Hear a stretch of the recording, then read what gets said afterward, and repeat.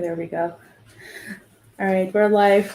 Welcome to another episode of Rethinking Legal Ops, where we have future thinking conversations about how technology is changing the way we practice law and how adoption of legal tech tools is really transforming every day the way we see law, the way we experience law, and the way we, of course, practice law. We're here every Thursday, and this episode, the podcast is sponsored by Sweet Legal and Sweet Legal Tech. And today we have with us an amazing guest, Colin Levy, the head of legal at Malbek. I know you've all heard of him and all his amazing industry leadership and community building work. It's such a pleasure to have you here, Colin. Pleasure to be here. Thanks for having me. So just to get things started, you're very well known, and I'm sure like all our listeners have already heard of this. But from my perspective, I'm very curious to learn a little bit more about your professional journey. How did you end up with legal tech, and what it took to get you to where you are today? Absolutely. So it was definitely a journey. It probably started just prior to law school when I was working for a big firm in New York City as a paralegal, creating e-discovery databases.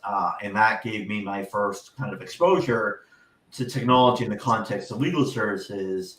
And it was kind of a curious experience because the work was interesting, but the lawyers really had very little interest in how the work got done. They just knew that there was this tool, they had to use it to accomplish what they needed to accomplish, and just were asking me and others, hey, when is this done? Is it done yet? Is it done yet? So, fast forward through law school, there was very little talk of technology at all. Really, all that was really mentioned was just LexisNexis and Westlaw with regards to legal research, which is kind of just the very, very tip of a very big iceberg, if you will, when it comes to legal tech. So during law school, I kind of found that curious and interesting because I saw technology's growing influence and impact upon other industries. And I thought, surely I'm not the only person who thinks that law is getting left behind and is kind of, seemingly isolating itself from technology. So after I graduated from law school and then started to work, I saw how little tech was used and how it was sorely needed to solve a variety of different issues that came up during the course of my ongoing in-house career, particularly with respect to the management of contracts, but also with respect to just automating documents, incoming requests, tracking different data metrics, and so on. So in order to learn about it, I thought, what better way for me to learn than to reach out to others who are trying to do something about it, whether they were creating their own legal tech products, teaching about it in law school, or some combination of those two. And it was through those conversations that my interest really grew, and I decided to share a lot of what I was learning and hearing in those conversations publicly on LinkedIn, on Twitter, on my website, and that really kind of got the ball rolling with respect to my legal tech journey. Great. Yeah. What a journey. And, but, some of the stuff about, just the deadlines and people asking again and again can totally relate. In fact, that's actually one of the reasons why I became interested in legal tech as well. I've been that intern in the back room of a large law firm doing circle ups during weekends and breaks and stuff like that. And also saw my parents do similar type of stuff. They're attorneys as well. Definitely can relate. And just going off of that, what kind of legal tech tools are you most excited about today? Well, certainly I'm excited about the solution that Malbek creates, which is a contract management tool that assists companies manage their contracts all the way from initial creation to drafting and negotiation to execution to implementation and tracking different financial and other milestones with respect to agreements in an automated, data-driven way. So that is certainly one area that is near and dear to my heart, because a lot of the issues that Malbek and other companies seek to solve in the contracts area are problems that I myself faced time and time again when I was working in-house. So that's one area that I'm very excited about. Another, I would say, is just simply document automation, just the automated creation of documents, because that can be very time-consuming. It can be very inefficient.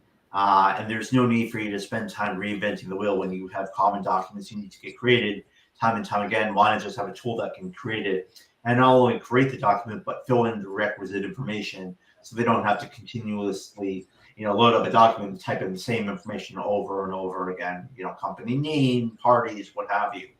So that's a second area. And then the third area that I think I'm excited about, even though I really want nothing to do with litigation, is litigation analytics, the use of data to help drive more strategic decision making with respect to litigation strategy and case outcomes. And I really think there's so much potential there for data to help provide a more informed, more strategic delivery of legal advice that doesn't rely on a lawyer's kind of just gut feeling, because a gut feeling is just that, and it may or may not be accurate. And really, I think clients deserve and expect more than that, and they can get that with litigation analytics.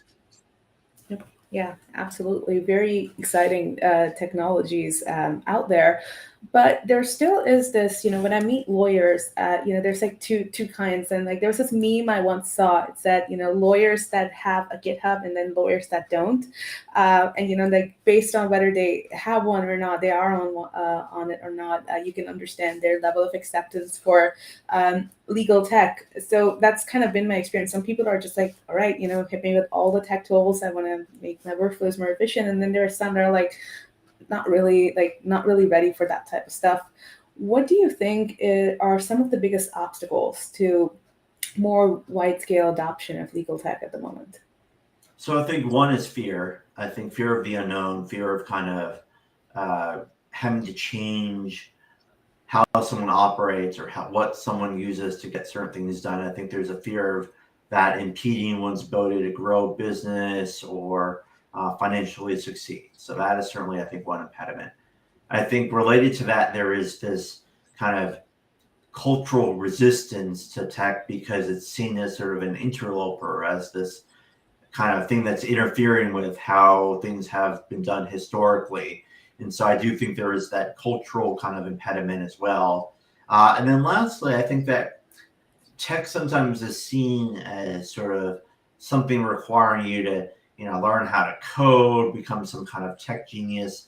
And that really is not required at all. I mean, sure, if you want to learn how to code, it can be useful for certain cases, in certain instances, but do you have to? Absolutely not. Should everyone learn how to code? No. Do you need to be able to make use of legal tech? Absolutely not. And so I do think there is also this sort of misunderstanding about tech, and it's kind of thinking about it in terms of, lines of code and kind of difficult programming, instead of being seen as just yet another set of tools in one's toolbox that's available to be used depending on what you're trying to get done. Yep, totally. And when you say toolbox, one of the things that I also noticed at Legal Week and that I've noticed in general is that there's a lot of conversation about creating like the ideal legal tech toolkit and training your employees to be able to use it properly.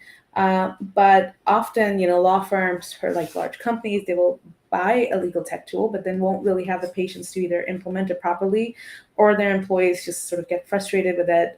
What do you think are some of the methods that law firms or businesses can use to train their employees to fully leverage their legal tech toolkits?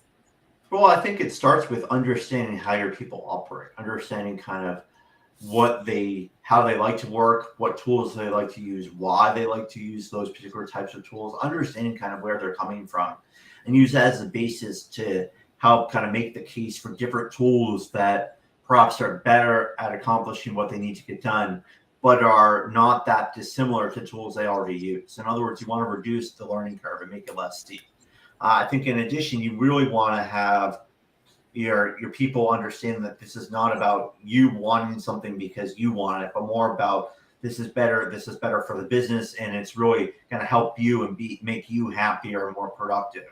And if you can make the case to them that it's really something they should want to use and be interested in, that will make it easier to adopt, as opposed to making it just about some random leader in a firm saying, well, hey, I heard about legal tech, let's use this tool. That's the way it is. And that's going to make people resent the notion of using something different and having to change because it's not really their idea. They haven't really been brought into the fold, which brings me to my last point about this, which is that I really think when you're looking at legal tech tools, it's very, very important to bring your users on early and have them feel like they have a voice and ensure that they do have a voice in the process of evaluating and selecting what tool is finally used. Because at the end of the day, the tool is only as good as those that use it. And if you have a tool that's not used by anyone, it's just going to sit on a shelf somewhere, and you'll have wasted a lot of time and money putting it in place, and it won't be returning any. It basically won't have any impact on the bottom line ultimately. Yeah, and that's a very good point you make. A tool is only as good as the the people that use it, and so any sort of implementation of any sort of tech tool, not just legal tech, even fintech, it all depends on how the approach is taken towards training the people and working with people rather than just imposing a solution on them. And just speaking of training, how much do you think this could be changed through education, through legal education? Because there are some tech tools that we're already using at law schools, like now we're using Westlaw, Lexis, things like that. Those are pretty indispensable. Quimby, don't quote me on that. But people are using different types of tech solutions to make case law research easier or studying for the exams and stuff easier. Do you think it might also be a good idea for law school curriculums to maybe start implementing some legal tech tools, like something like Malbek or something, like what we're doing at Speed Legal or, Ironclad, things like that, just in the regular training process for future lawyers? Yeah, so I think there certainly is, I think, some importance on learning about technology in the context of the delivery of legal services. And that, in part, underlies why 30 plus states in the US have this duty of tech competency to be aware of the risks and benefits of using tech and relevant tech in their own practices. But I also think you have to be careful because technology changes rapidly. So you don't want to be teaching, I think, necessarily specific tools completely. You do want to perhaps be teaching about types of tools because those types won't necessarily change. The tools that actually fit into those categories likely will change over time. So I think it's really more important to talk about kind of the concepts of technology and the practice of law, the ways it can help you be more productive, be more efficient, better meet the needs of your potential clients. And that I think is a much better approach. And that is the approach that I've seen that has been successful at various law schools that have done this and started teaching about tech. For example, Suffolk University Law School, you see Vanderbilt teaching about it. You see Northwestern, Northeastern, a variety of different law schools, Stanford, all teaching, but they're teaching it from sort of a more of a conceptual, broader framework as opposed to teaching about specific tools. And I think that's for good reason because, as I said, technology is continuing to rapidly advance. And by the time you're done teaching a specific tool, that tool may or may not be the one that's commonly used anymore. Yep, totally. And how much of this sort of paradigm shift in just the culture within the legal community, whether that's through law school curriculum or industry leaders, where do you think legal tech companies fit into changing the culture around adoption of technology? So I think that the buyer and seller of legal tech it should be a relationship, a two-way relationship. So I think that means in practical terms that both the vendor and the buyer have a duty to kind of help one another out in terms of elaborating on the specific needs that exist, on how this specific tool can meet those needs, how to use the tool, and how to kind of understand technology in the context of what problems a certain buyer is trying to solve.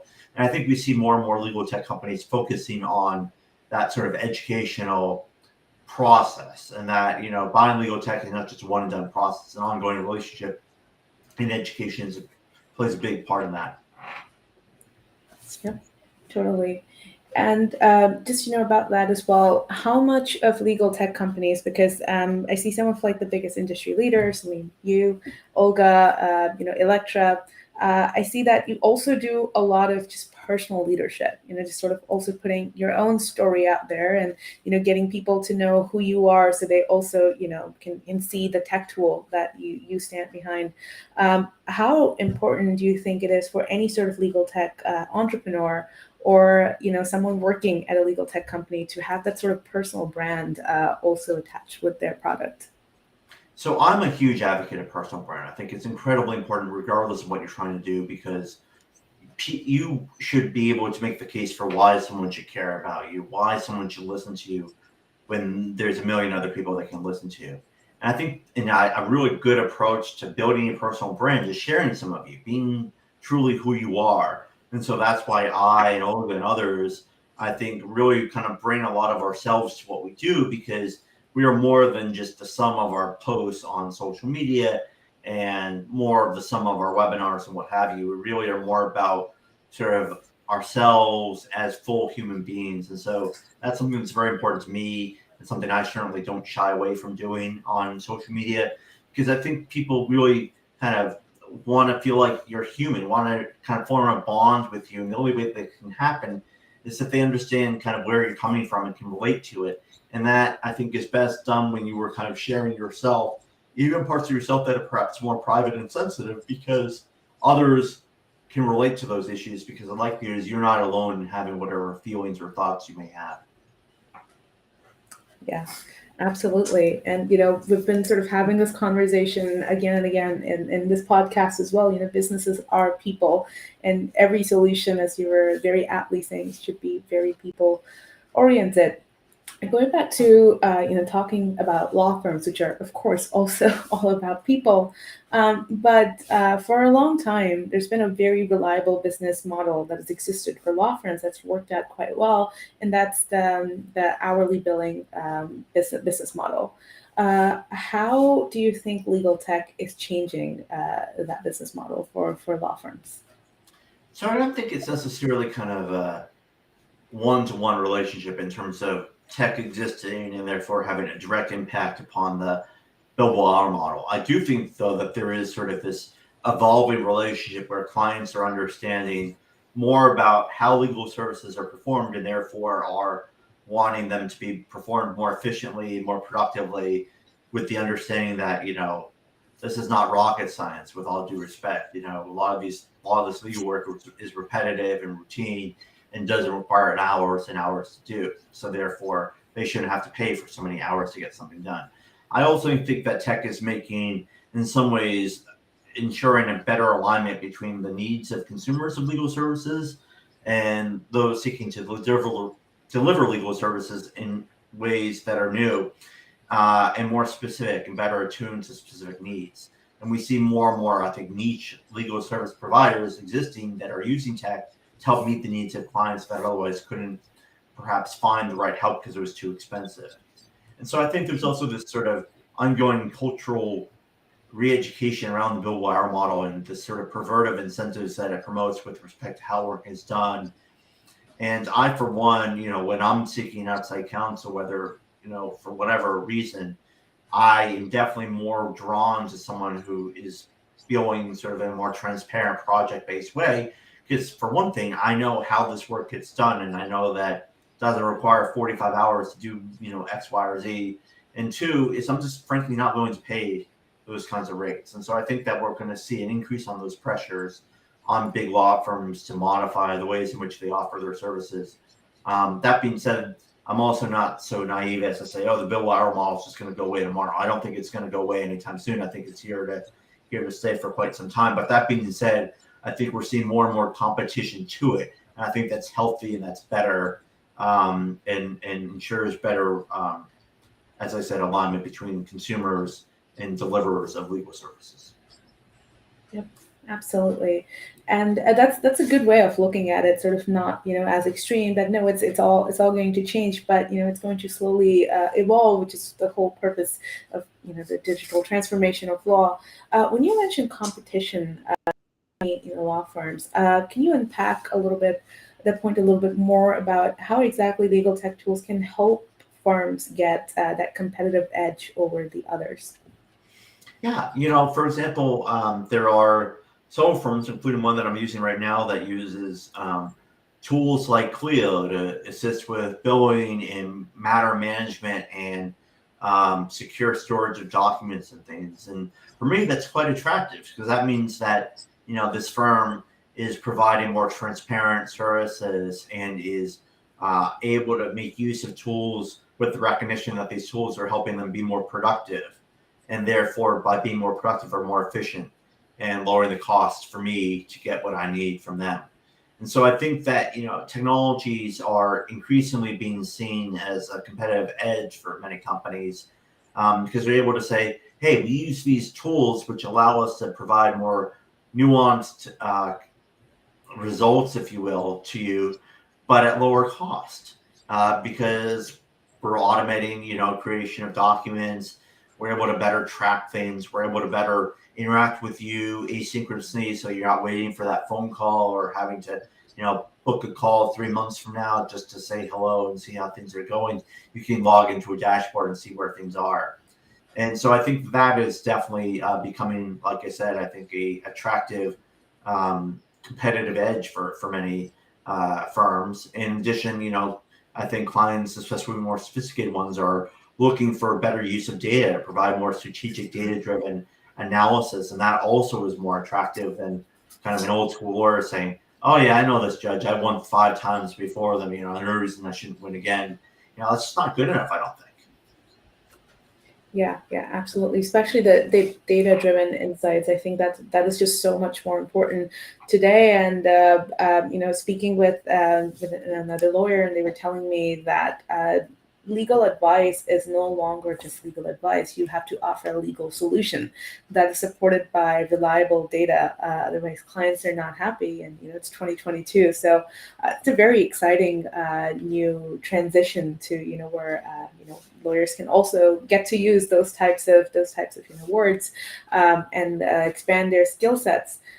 Also, a little bit curious about just from the perspective of in-house legal teams. Like, some of the obvious benefits are, of course, more efficient workflows, getting things done quicker, cutting costs. But what is, if you had to put it into words, or maybe the 3 major takeaways from your experience, maybe working with in-house legal teams, what are some areas where legal tech is most effective at the moment with the available tools that we have today?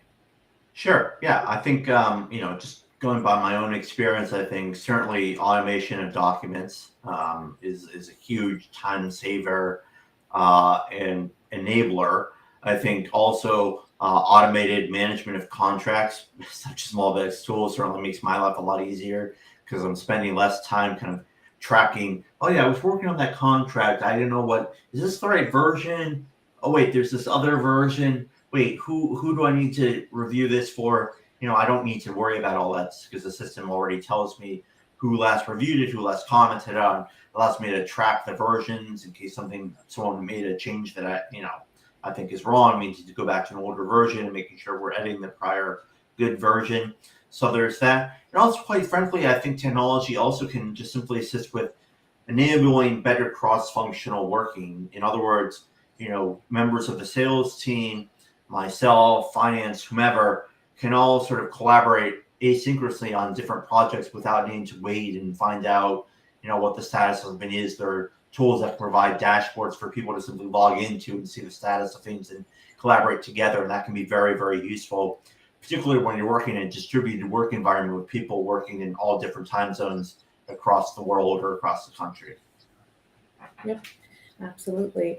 And when we talk about reducing the sort of workload and just being an ally rather than replacing lawyers for legal tech, we just had recently conversations about Mental Health Awareness Week.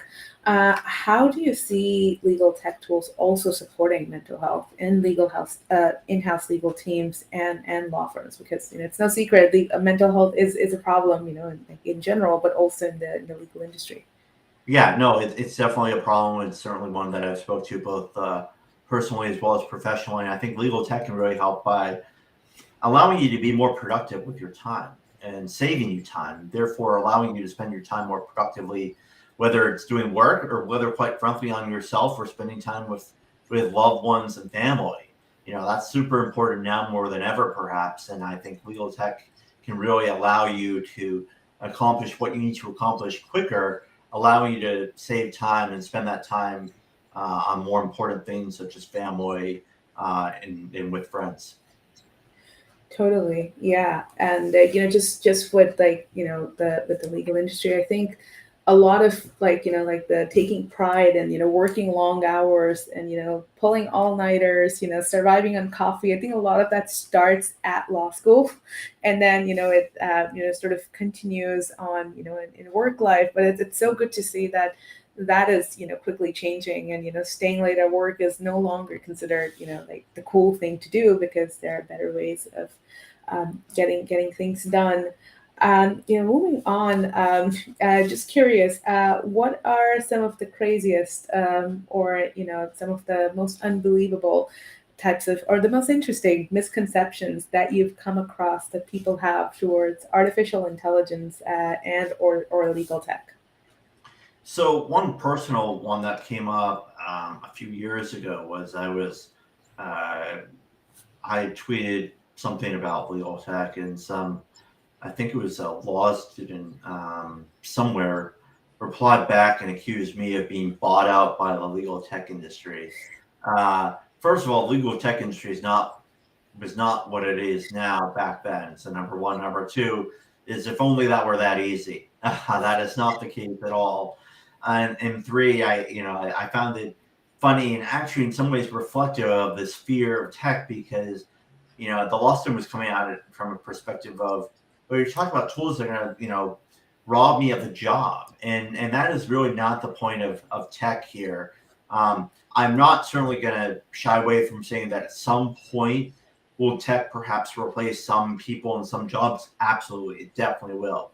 Are we at that point yet? Not particularly, unless your job really is just routine, standardizable, time-consuming things. In which case, you probably should be asking yourself, "What job am I doing really?"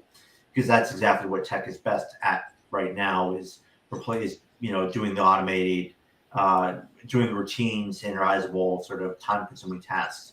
I think another kind of myth about AI is that we're talking about robots. We're not talking about robots. We're talking about making use of data and putting algorithms to work to data to draw conclusions and analyses from these large data sets.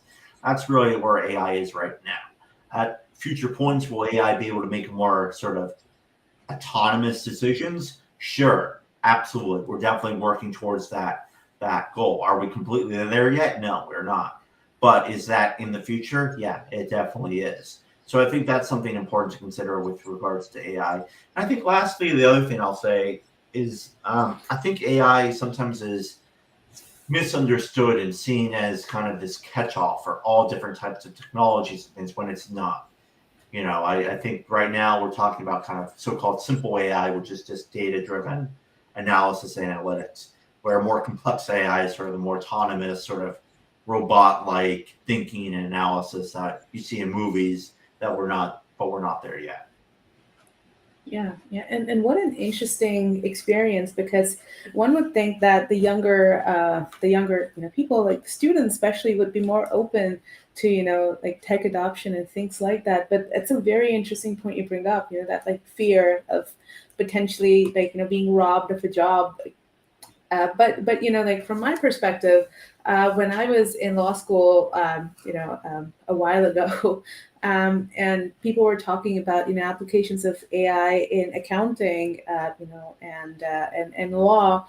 Um, I remember thinking and having this conversation with my friends that like maybe those sort of like first year associate jobs might not exist, but then won't legal tech companies also need lawyers? So, we just go work over there. But I guess we were just more optimistic than the student that you came across. But so that's a very, very interesting experience. One of the misconceptions that I often come across is, when I tell people I work at a legal tech company and we use AI and machine learning, they're like, oh great, so like you can just take care of all my legal stuff, right? Like I don't have to worry about anything.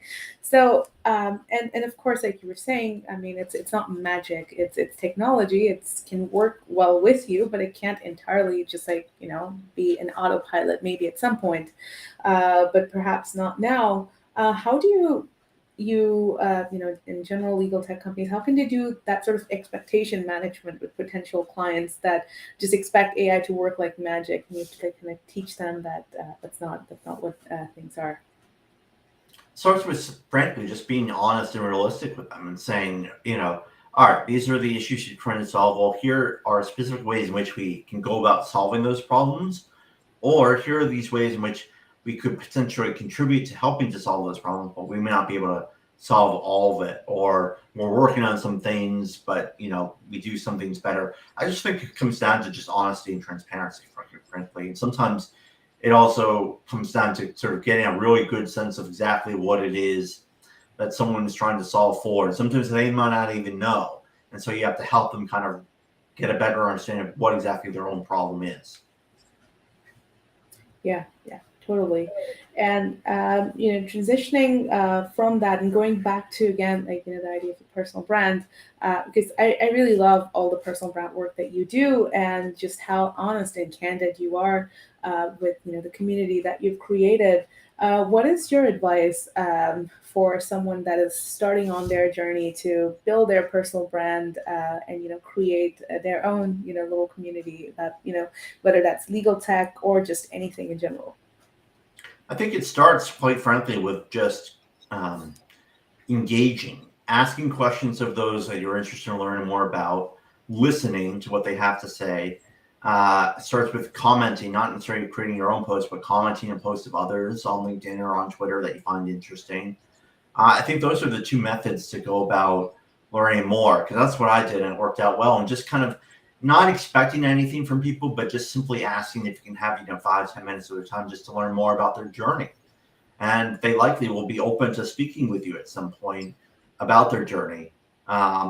Because I think, especially in legal tech, we're eager to bring more into the community. But I think in general, no matter what type of community you're trying to build, I think simply just asking for people to tell you about their experience and their journey, I think is a great way to learn more and a great way for you to kind of build a relationship with someone else, because people want to be heard ultimately. It's not about you, it's about them. And so I do think that starting from that perspective can be very useful and helpful. And also, I think you really want to start with kind of looking at what exactly is your outcome. What's your purpose in doing what you are about to be doing? Because if you have a defined purpose, that can make you be more helpful in asking to set up conversations, because there's a specific reason behind it. And it's not just kind of a catch-all for just wanting to learn more in general about anything.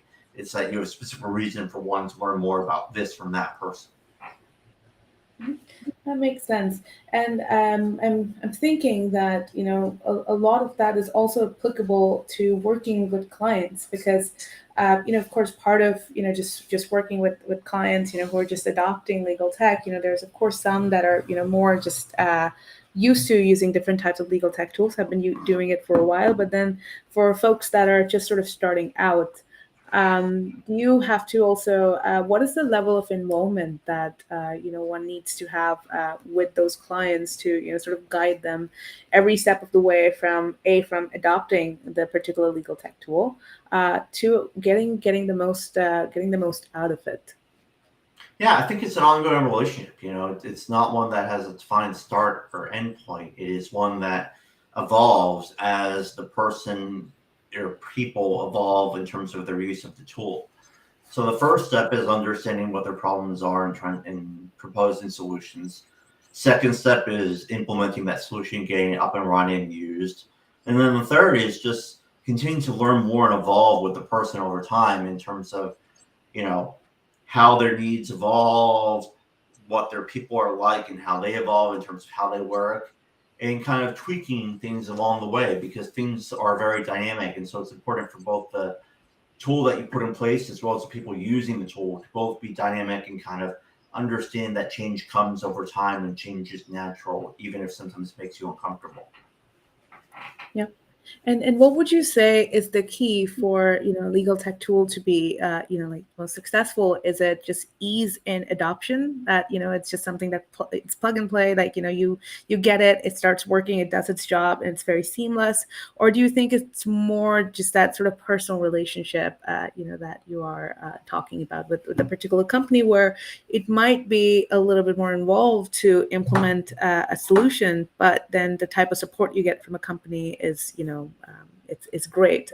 So which do you think, how would you weigh those two?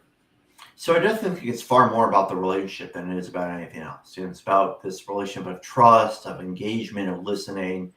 I think that's what really drives a successful um, business and drives a successful relationship between a buyer and a seller, especially in legal tech. So I think it comes down to really just having an honest, forthright relationship where both parties trust one another, like one another, and just like to have chats every once in a while to just check in and see how things are going. Mm-hmm. That makes sense. And how do you how do you deal with sometimes say you've got a product and a client is using it, but say their needs evolved, and then a particular tech solution might not be something that's applicable. What is the how flexible do you think, or how dynamic do you think legal tech companies should be, that we could totally just like implement that new solution? Or do you think it makes a little bit more sense to create something like similar to Clock, sort of like a consortium of legal tech companies that just sort of work together with each other, rather than devising their own solutions or sort of recreating the wheel each time? So I think there's definitely a strong need for collaboration for sure. And you don't want to promise the world to someone and not deliver. So it's better, I think, sometimes to under promise and over deliver in some ways. That doesn't mean not, saying, oh yeah, we can probably do that, but it means saying, sure, we can work on that. It's not going to be tomorrow or the next day, but we'll get there, and we'll work with you to make sure that we get it right for you. And I think that that's a better way of approaching it. And I, for one, am all about collaboration in legal tech. I get that, certainly the space that I'm in, as well as other spaces, are crowded and competitive. But at the end of the day, we're all trying to help improve the legal industry and better align the needs and delivery of legal services. So I think that, to the extent to which we can all succeed in doing so, I think should be encouraged. And yeah, there will be certain winners and losers, so to speak, over time. But that's natural. That's just a part of life. And I think ultimately, I'm happiest when I see success in legal tech, even if it's not necessarily the success of one company over another. Totally, yeah. All for it. Cannot agree more. And part of the reason why we do this podcast, it's to also like welcome other folks to tell us about what they're doing, and sort of lead this movement of digital transformation of law together. Which is why I find the type of work you're doing very inspiring as well. And my sort of concluding question to you would be, this is a question that one of our professors at Berkeley Law almost always asked at the end of every module. It was a constitutional law class, and he would ask us, do you have what are your hopes, fears, and dreams regarding a particular subject? So I'm sort of just borrowing that and asking you now, Colin, what are your biggest hopes, dreams, and fears for legal tech going forward in, like, say, the next decade or so? That's a very broad question. I think I will answer it this way, which is that my hopes and dreams for legal tech is that the community continues to grow, continues to support one another, and continues to ask the question why. With regards to fear, I fear that perhaps legal will not necessarily keep good enough pace with tech in terms of potential losing sight of tech, because tech continues to evolve and it's too late to kind of maintain the same pace as tech evolvement. But I do think it's not too late to at least keep it within sight. So I do hope that that remains the case going forward. And I know countless others, including yourself, are doing all we can to ensure that that remains the case going forward. Absolutely. Thank you. This has been a wonderful conversation with you, Colin. Thanks so much for all your insights. I learned a lot. I'm sure all our listeners learned a lot today as well. Thanks so much for joining Rethinking Legal Ops. My pleasure. Thanks for having me. And once again, thanks so much to all our amazing listeners. Thanks for all your interest in legal tech. Thanks for your interest in what we're doing at Speed Legal and for following Rethinking Legal Ops. It's always inspiring to see that other folks like us are also curious to learn more about the wonderful things that are happening with tech adoption in the legal industry. Again, we're here every week, every Thursday, just right around this time with an amazing speaker each time. And we'll see you next week. And this is me, Ishwarya, your host, signing off for today. Thanks for joining.